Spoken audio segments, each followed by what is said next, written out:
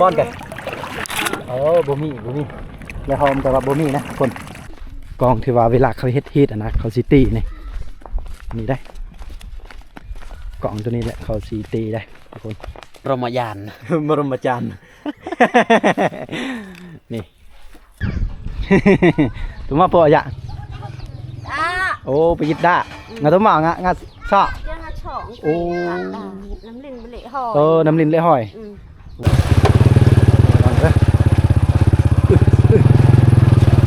โอ้ห่างยากเลยเอากราบสักถ่ายสบายดีพ่อแม่พี่น้องและ FC ทุกๆคนเนาะมื้อนี้ก็พบกับคมชนเผ่ากระโดมาไปในหมู่บ้านโจเก่าพี่น้องในบ้านโจเก่านี่ก็เป็นชนเผ่าตะโอยเด้อภาษาตะโอยแหละแล้วก็เฮามาเบิ่งแบบวิถีชีวิตของหมู่บ้านนี่มาเป็นแนวไหนนะแล้วก็มาเบิ่งเลาะชนบทนะก็เฮามาไปตั้งแต่ทำอิฐเลยเส้นทางนี่พี่น้องเส้นทางนี่ก็ยากเติบแล้วมื้อนี้ก็มากับงานเฮาเนาะนี่ทีมงานยูทูบเบอร์คมเผากระโดนะ มาเราสิไปนำกันเลยเนาะทุกคน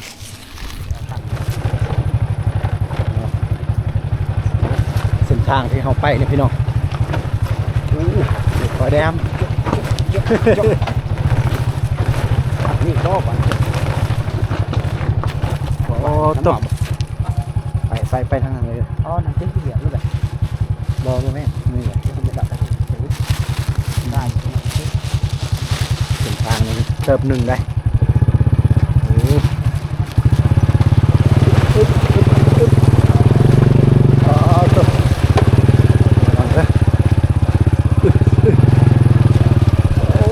ห่างยากเลย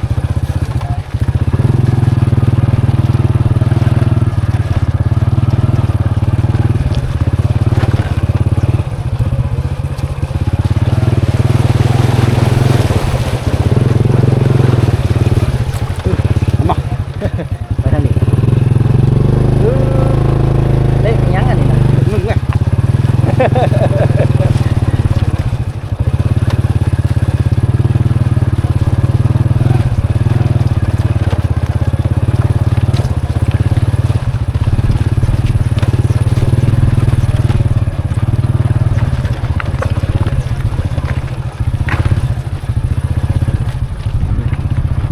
ทางเข้าบ้านนะพี่น้องมันยากเติบในหมู่บ้านนี้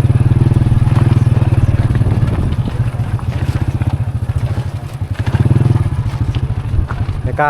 หมู่บ้านนี้มีไฟฟ้าอยู่แต่ก็เป็นชนบท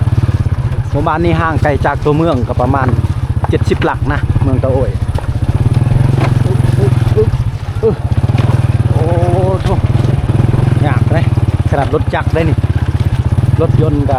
น่าจะไปบ่ได้นะทุกคนไปทางนี้นะคุณบอกเดี๋ยวไปทางนี้ก็ได้เดี๋ยวมันเลิกไปอย่างเพราะว่ารู้จักเขาก็ไปทางนั้น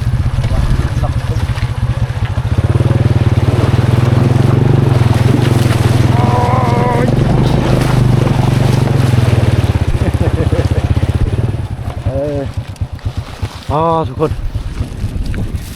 เส้นทางนี่ก็บ่ธรรมดาเลยที่เขาลุยไปเนาะโอ้ทุกคนตอนนี้เด็กๆเขากำลังสอนปลาอยู่อันนี้คือวิถีชีวิตของชาวบ้านในบ้านโจเก่านี่นะเนาะส่วนหลายเขาก็ซิมีรถไทยเนาะมีรถไทยแล้วก็ชวนแบบเอารถใหญ่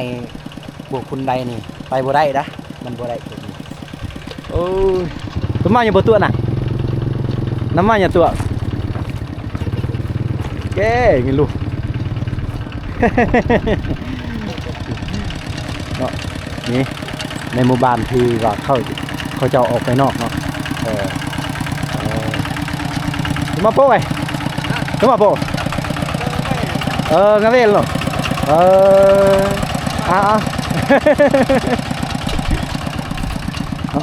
เขาสิไปเบิ้งน้องๆเขาเจ้าซ้อนปลาเนี่ยเขาสิได้ปลาอยู่ป่ะพี่น้องเบิ้งเด็กๆเขาซ้อนนี่ได้อยู่ป่ะบนนางบนวิ่งอย่าบนอ่ะโอ้แต่ว่าบนนี่ได้บ่นะทุกคน วีญาโบนแต่ว่าพวกเจ้าได้บ่ฮะประมาณนี้นะมาอายแม่นบ่ย่องเนี่ยยังบ่ทันได้เด้นี่เนาะใส่นี่ได้อันนี้ก็เด็กๆเพิ่นก็เอาปลานะทุกคนเด็กๆเพิ่นก็กำลังจับปลาน้อยๆนี่เห็นบ่ชาวบ้านเขากำลังจับอยู่เพราะว่ายามแดดประมาณ12 โมงหรือ1 โมงนี่บางคนก็ยังบ่ทันได้กินข้าวเที่ยงก็ไปสอบปลาน้อยๆก่อนถึงเอาเมื่อครัวกินนะคือวิถีชีวิตของชนเผ่าโตในหมู่บ้านโจเก่านี่ทีมงานพวกที่แบบสอนปลาเนาะเด็กๆนี่บ่นนะมา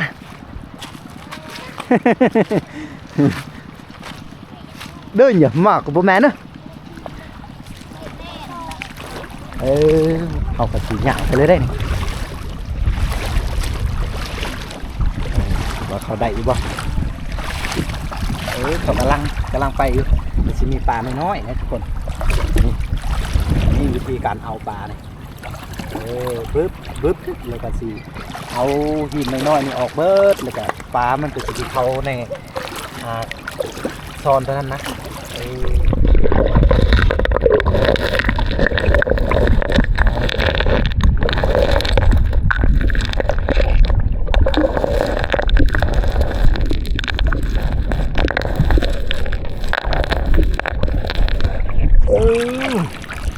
ป้อนกัน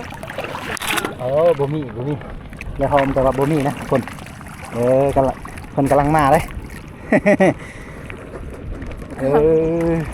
เพิ่นกำลังสิไปจับนะทุกคนเอาเนาะนี่ทีมงานเพิ่นนี่หลายคนนี่จับปลาเลยบอลวางลึกๆก็คือซิมีเนี่ยสงวนตั้งกี่ใต้สงวนเลยโอ้เฮานึกว่าเป็นบอลสงวนนี่บ่แม่นเด้ทุกคนเอาคือว่าบอลที่ชาวบ้านเพิ่นมาจับเอาปลาน้อยๆเนาะปลาซิวหรือว่ากุ้งหรือว่ากระปูน้อยๆจังซี่นะก็เป็นบอลที่ว่าชาวบ้านเพิ่นมาเอาอันนี้คือวิถีชีวิตของชนเผ่าเตาโอยเด้อทุกคนการทำมาหากินการสอบปูสอบปลาก็แบบสะดวกสบายเขตนี้ก็สิมีพวกต้นขี้หลอกขี้เล็กกันนะทุกคนกินน่าจะหูดีเนาะต้นขี้เล็กนี่เอามาออมขี้เล็กนี่ต้องแซ่บเลยตัวนี้กินก็ได้เนาะอันนี้ก็จะเป็นห้วยนี่มันไหลมาแต่ผู้พาพุ่นนะเนาะไหลมาแต่พูดเนาะห้วยตัวนี้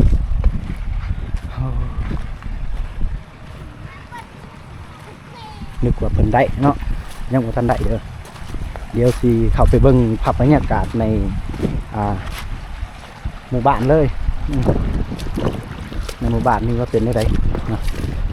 ขนาดเฮาเบิ่งภาพบรรยากาศในบ่อน้ำนี่ก็ถือว่าโอเคแล้วบ่อนนี่ก็มีเขาเจ้าเอามาเก็บไปตักน้ำยามแรงๆยามเช้าๆสิสว่านก็สิมาลงอาบอยู่นี่มาตักกินน้ำอยู่นี่เมื่อเนาะทางนี้ก็เป็นเส้นทางที่เขาไปเมืองโอ้ก็ยากเด้อตัวมาบ่บ่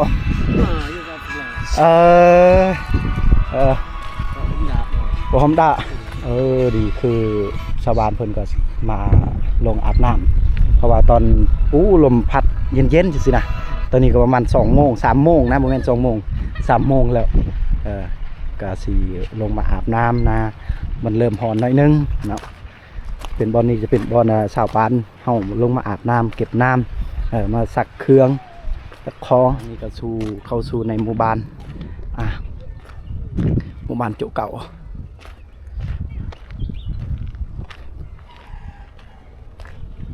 เนาะบ้านโจเก่าเอาแล้วทุกคนเฮาสิเข้าไปในเลยเนาะเฮาสิเข้าไปริมในหมู่บ้านนี้เนาะภาพบรรยากาศในหมู่บ้านนี้หลายครอบครัวบ่เนาะหรือว่าความเจริญของหมู่บ้านนี้หรือว่าแบบชนบทนี่นะยังมีการวิธีการดำรงชีวิตแบบดั้งเดิมหรือบ่นะไป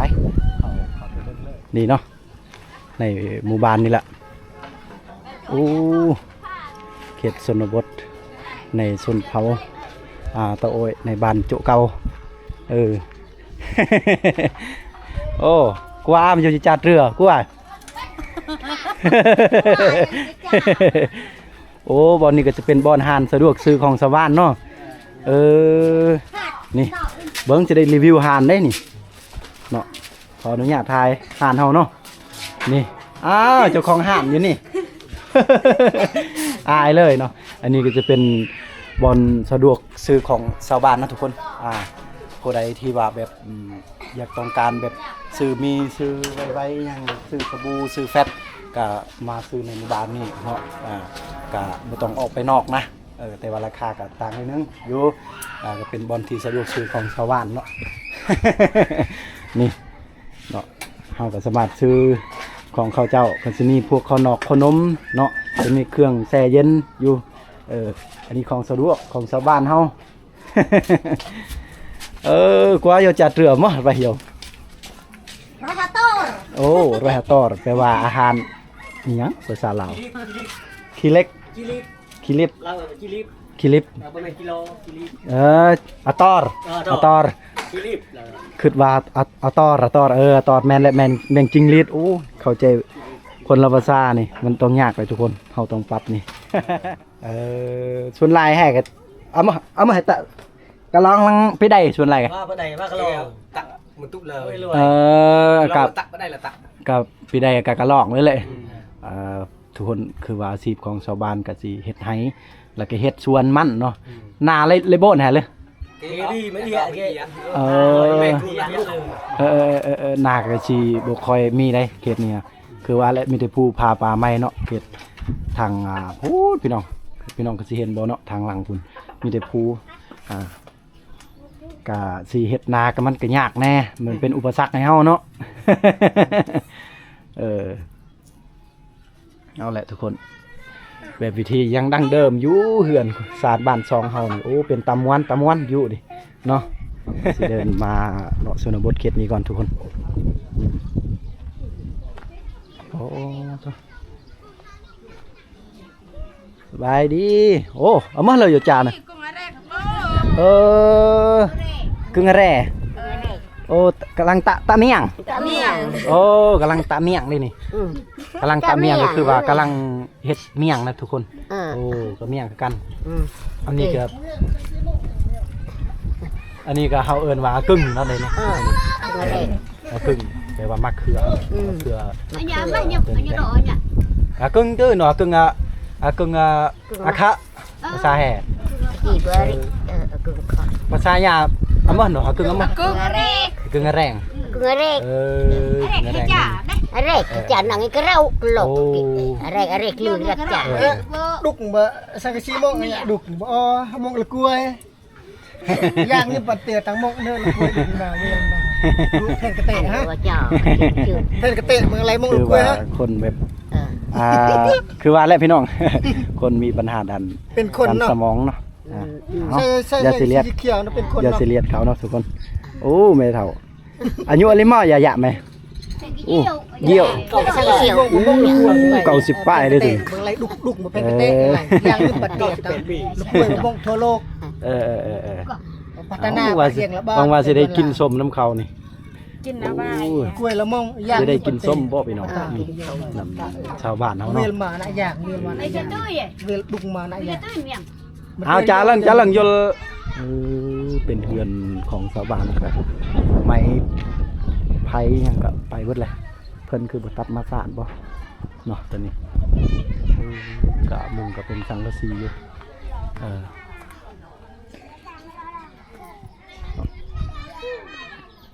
แล้วก็บอลนี่ก็สิแบบฟ้าออมแอมก็จะเป็นสังกะสีเนาะสังกะสีของเขาเจ้าเวทมาออมแอมเนาะเนาะกระทั่งกองก็จะมีฟืนเพิ่นเก็บอยู่แต่ว่าตัวนี้ก็งามอยู่เพื่อนใหญ่อยู่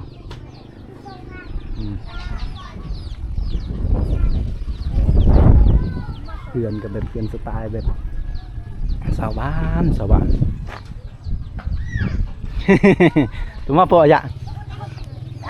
โอ้ไปยิดได้งาตัวหมางะงาซอ หอง โอ้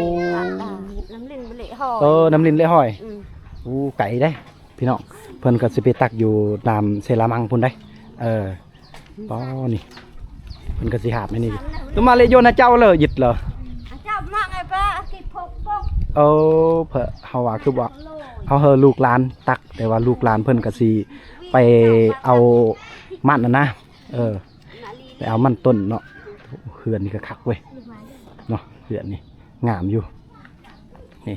ย่าเพิ่นก็เลยได้เอาเองเพราะว่าเฮาอยู่เฮือนกันได้เบิ่งร้านเมื่อร้านนอนนะน้อยๆเลยเมื่อร้านนอนแล้วก็สิตักน้ำสิไว้ให้ลูกไผให้ร้านกลับมาแต่ให้แต่ชวนกับพอดีเมื่อยกับน้ำก็ยังเต็มเพื่อเก่าเนาะนี่แหละเพื่อนสารบ้าน2ของเฮาเนาะในหมู่บ้านแบบชนบทนี่พี่น้องโอ้คักกะลีเนาะคักนี่แบบชนบทเลยเนาะอย่าเจ้าอาแจ โร ปุตะโร ตะโรป่ง โรปงงาตัวหมากยังเอาต่อนึงตัวดอก ตุกี้ โอ้แม่นแล้วพี่น้องลูกหลานเพิ่นก็สิไปเฮ็ดสวนมันต้นปุตะโรแบบปุรึกกะลองแล้วเลยโจรึกกว่ารึกกัน เรือกตะอาปุรุลัง ตาปุรลังโอ้ตาปุรนี่แปลว่าเฮาเฮ็ดมันแห้งประมาณนี้นะทุกคนเพราะว่าลูกหลานเขาก็สิไปเฮ็ดมันแห้งพูนอยู่สวนเพิ่นแหละพ่อใหญ่เพิ่นก็สิเฝ้าหานเฝ้าเฮือนเนาะเบิ่งลูกหลานที่ยังน้อยนะอยู่เฮือนสร้างบ้านซองดีๆแล้วทุกคนเอาสุขภาพแข็งแรงเด้อพ่อใหญ่ขอบใจพี่น้องและอันนี้ก็คือหมู่บ้านโจเก่าเด้อในหมู่บ้านโจเก่านี่ก็อาชีพหลักของชาวบ้านก็คือเฮ็ดไร่แบบปลูกข้าวให้กินแบบข้าวปีประมาณนี้นะแล้วก็ที่สองก็คือสวนวันต้นแล้วก็เฮ็ดแบบไปไก่ได้สวนเขาพูดไปทางพุ่นเลยพี่น้องมันไก่เติบอยู่อันนี้คืออาชีพหลักของชาวบ้านแล้วก็อีกอย่างก็อยู่กับแม่น้ำเนาะน้ำเซรามังอยู่กับไก่กับแม่น้ำเซรามังก็สามารถจับปลาน้อยๆปลาซิวนะแบบนี้คือแบบวิธีของชาวบ้านแบบกระไซอยู่ในนี้โอ้คักหลายพี่น้องแต่ว่าเฮือนก็ยังแบบดังเดิมกับหมู่บ้านกับบุคคลหลายครอบครัวนะหมู่บ้านน้อยๆแต่ว่าอยู่แบบเงียบสงบแล้วก็เป็นหมู่บ้านที่ว่ามีไฟฟ้าในการพัฒนาในด้านไฟอยู่พี่น้องแต่ว่าก็เย็นดีเด้เย็นคักเลยนี่เย็นว่าพี่น้องเนาะนี่ก็สิมีพวกกกมะพร้าวกกยังก็สิอยู่นี่เบิดเนาะโอ้ภาพบรรยากาศตอนนี้ก็คักเลยเนาะอยู่ทางพุ่นก็สิอ้อมห้อมด้วยภูผาป่าไม้เนาะอ้อมไปเลยจังซี่นะทุกคนขออนุญาตซีอีกละ เนาะแต่ข้ามไปฟังนี่ก็ข้ามฟังเซก็สิเป็นทางดำเลยเป็นทางดำแล้วก็ไปทางนี้ก็ทางเข้าไปสู่เมืองสมุยนะทุกคนทางนี้แล้วทางนี้ก็เข้าไปสู่เมืองตะโอยแต่ในหมู่บ้านนี้ก็ไปหาเมืองตะโอยก็ได้ประมาณ70หรือ80หลักนี่แต่ว่าเข้าไปเมืองสมุยก็ประมาณ30กว่าหลักนี่นะคนก็ถือว่าหมู่บ้านก็ยังอยู่แบบเงียบสงบอยู่ของเขาคักแต่ว่าในหมู่บ้านนี้ก็ยังบ่มีแบบน้ำลิ้นมีน้ำลิ้นอยู่มันบ่มานะบางทีก็สิแบบแห้งแรงบ่อยู่ภูผาป่าไม้แต่ก็ชาวบ้านก็สิตักเอาไปแบบน้ำจังซี่น้ำใช้เซรามังจังซี่นะเอาน้ำเซรามังนะก็ริมรนดีเนาะอากาศเย็นเลยในหมู่บ้านนี้ก็ได้ ตัวนี้ก็จะเป็นเฮือนแบบวิธีของชนเผ่าแบบดังเดิมจะแบบเฮือนยาวๆอย่างนี้นะนี่เฮือนยาวๆแล้วนี่แต่ว่ามีการเปลี่ยนแปลงอัปเดตแบบสังกะสีแล้วเนาะตะกี้ก็เขาสิใส่แบบมุ้งหญ้าเลยเขามุ้งหญ้าแต่ว่าตอนนี้เขาสิแบบใส่แบบสังกะสีแบบซี่นะทุกคนเนาะแต่ส่วนหลายก็สิแบบเฮือนแบบสไตล์ดังเดิมของเขาแหละแบบวิธีแบบชนบทนะพี่น้องก็อยู่แบบเงียบๆประกอบด้วยภูผาป่าไม้ต้นไม้ชุงๆกับต้นมะขามจริงสินะเวลาถ้าอยากมะขามนี่ก็ขึ้นไปเด็ดไปกินแบบไปเอาอย่างคักได้นี่มะขามก็มีมักมีก็มีเนาะกินเมี่ยงนะ นี่คือคักในหมู่บ้านนี่นะนี่แต่ว่าคือว่าแหละส่วนลายก็สิแบบเฮือนไม้ไผ่นะเขาประกอบแบบไม้ไผ่แบบซี่นะทุกคนแต่ก็มีเฮือนแบบจะมีการเปลี่ยนแปลงหน่อยนึงแบบนี้ก็มีนะแต่ว่าค่อยยกโฟกัสเฮือนแบบวิธีดังเดิมของชนเผ่าเฮาเนี่ยนี่เฮือนแบบยาวๆสินะนี่เจ้าของเฮือนนี่แม่เฒ่าอย่างนี้เนาะ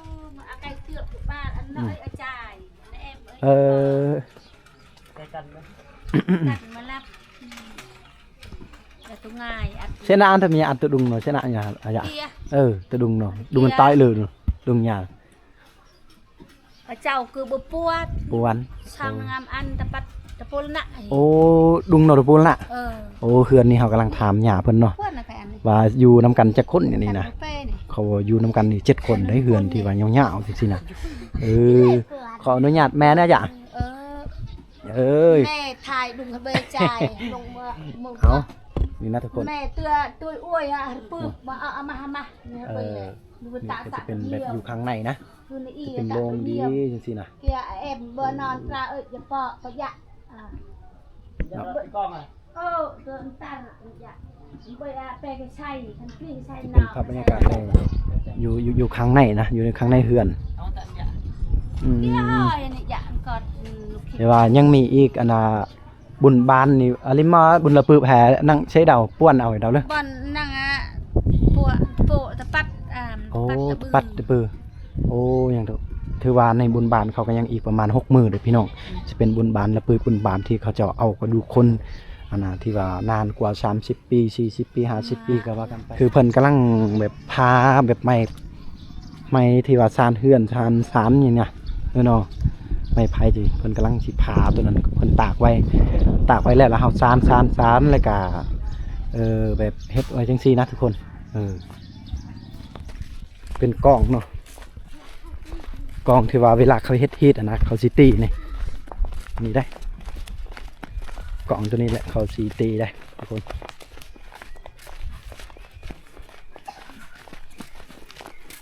นี่ก็จะเป็นกล้องนั่งงัวได้การกระรอกกันเตะกัดทีเดียวเลยโอ้การกระรอกก็คือว่านั่งงัวนะเขากำลังสีแปลงไม่เขตนี้ก็จะเป็นเขตป่าซาของชาวบ้านเพิ่นเด้เขาบ่ต้องไปแตะต้องเลยบ่อนนี้ก็จะเป็นบ่อนป่าซาศักดิ์สิทธิ์เบิดขักอะไรนี่เขาสิไปเบิ่งบ่อนที่เขาเฮ็ดโหยแสงออกถนนเลยใช่ไหมคือว่ารถจักรก็ออกได้ทางนี้นะทุกคนอย่าคิดเห็นภาพบรรยากาศตอนที่ฮอดยามบุญสินกินทานตอนนั้นนะก็คือว่าคือสีบุมบัมม่วนอยู่นะโธ่นี่เห็นบอกจะเป็นเขตที่ป่าซาเขาเนาะอ๋อนี่จะเป็นบรรดา FC ของคมชนเผ่ากระโด เพื่อเด็กน้อยเนาะเด็กน้อยเขาก็นำมานะ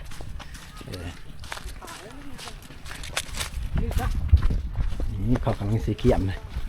เกี่ยมทำโล่งโอ้จะเป็นบอลน้อยสินะ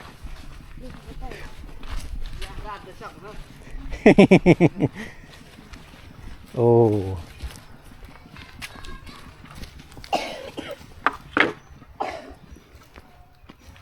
คนกำลังสีกะเกียมเลยทุกคน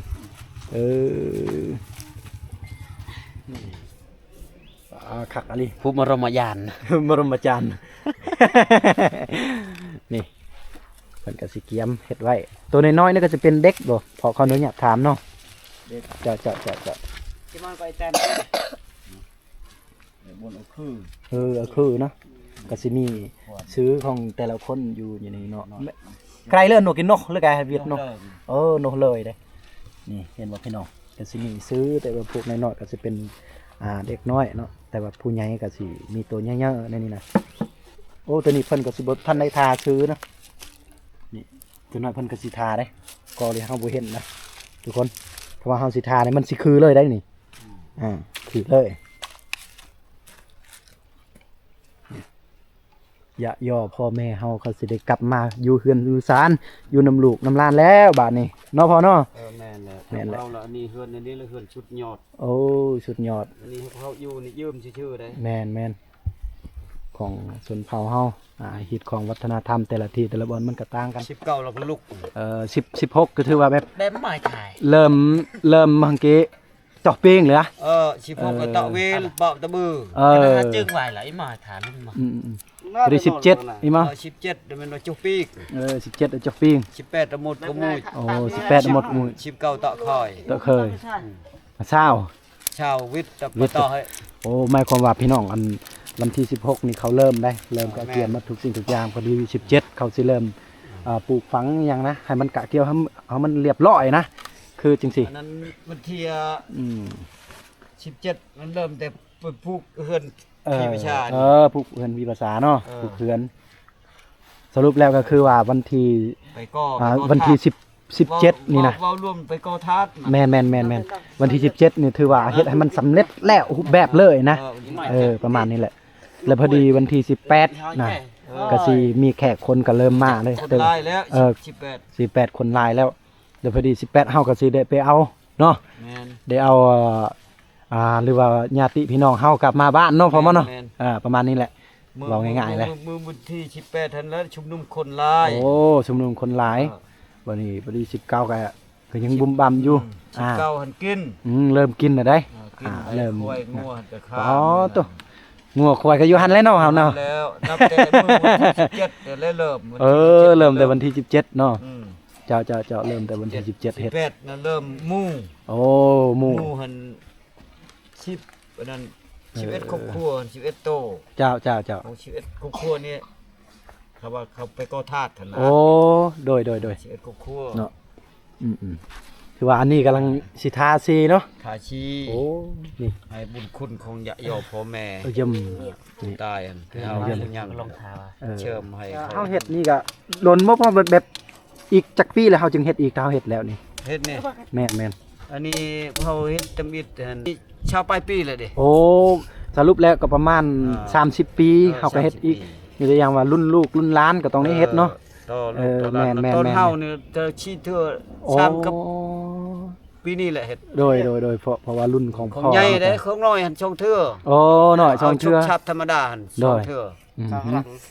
เนาะ จะคณะบาดฐาน เอาล่ะทุกคนขอฝากกดติดตามสองของคมชนเผ่ากระโดให้กำลังใจให้คมชนเผ่ากระโดเด้อต้องขอบใจสำหรับทุกคอมเมนต์เนาะทุกคนเนาะที่ได้เข้ามาให้กำลังใจให้คมนะถ้าหวังว่าในคลิปนี้มีประโยชน์ก็อย่าลืมกดไลค์กดแชร์เนาะคอมเมนต์ติชมกันได้นะทุกคนก็ขอลาเพียงเท่านี้เนาะกราบสบายดีทุกคนเนาะ